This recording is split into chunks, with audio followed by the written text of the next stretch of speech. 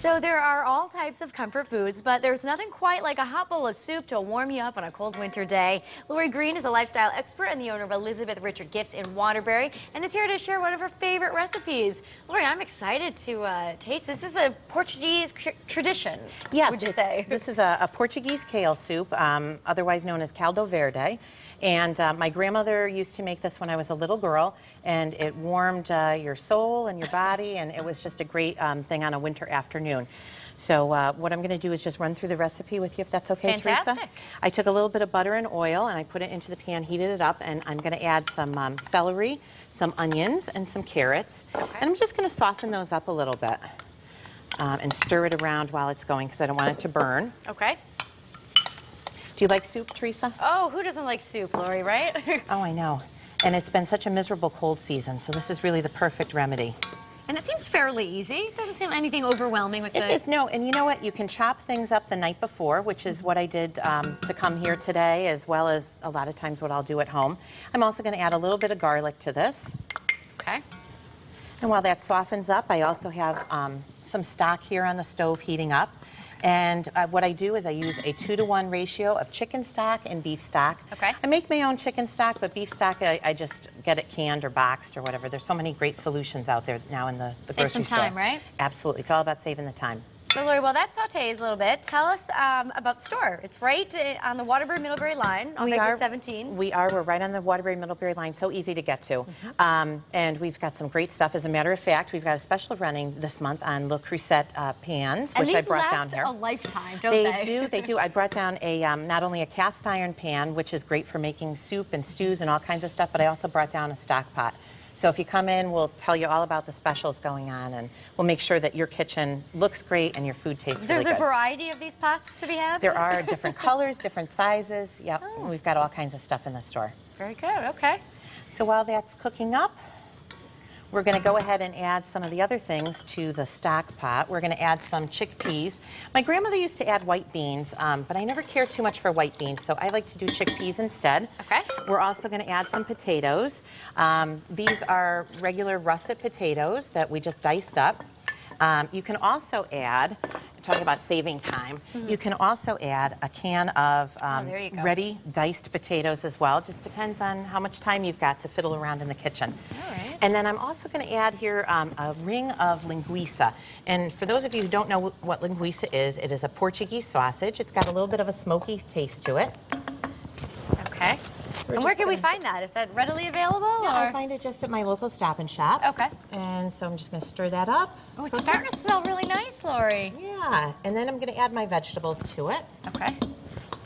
Lori, while you're doing that, let's put up some pictures because I know that you have a fairly big family that you're cooking this soup for. Yes.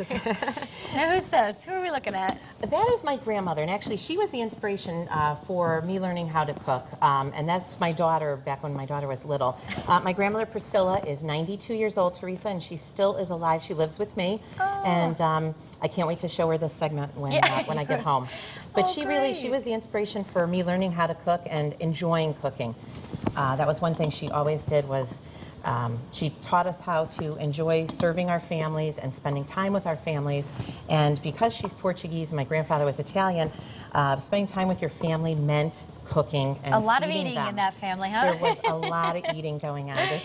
And there you guys are. Yeah, that was us at one of our recent Christmases, and yeah, big family and big meals. Have you taken on some of the duties, or does your grandma still do a lot of it? No, actually, unfortunately, my grandmother has been sick for a few years. She is bedbound, so I have carried on the family tradition. I host just about every single holiday now at my house, from Thanksgiving to Christmas.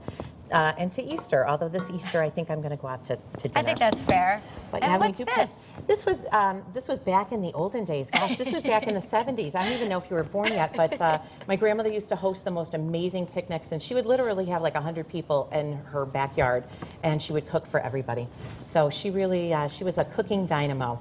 And she taught me how to make so many things. So I'm forever grateful for that. Oh, fantastic. I know that you keep all your recipes in a book. I do. You do. So did you bind it, right? I did. I bound it and everything. And Oh, you have it right here. It's in Grandma's kitchen, and I did a collection of all of her different recipes, and I passed them out to the family one year.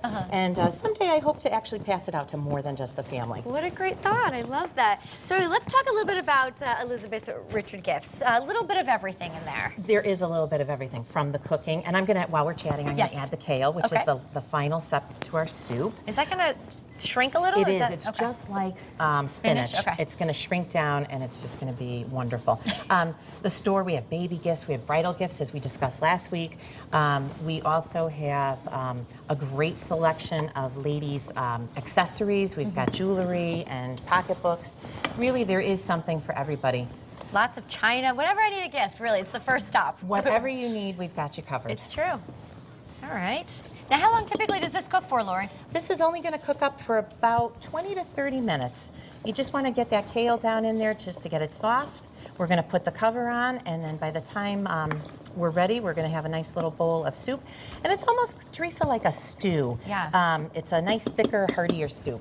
So, and it's full of goodness. Who doesn't like kale? And it's got lots of antioxidants and lots of vitamins to it. Healthy. So it really is. It's a healthy treat. And you're going to serve it with a slice of bread, probably? Yeah, you have some hearty bread at home, some nice crusty bread, and a bowl of soup, and really that's all you need to give your family because you've got everything in there. You've got your vegetables, you've got your starch, you've got your protein, which is so important.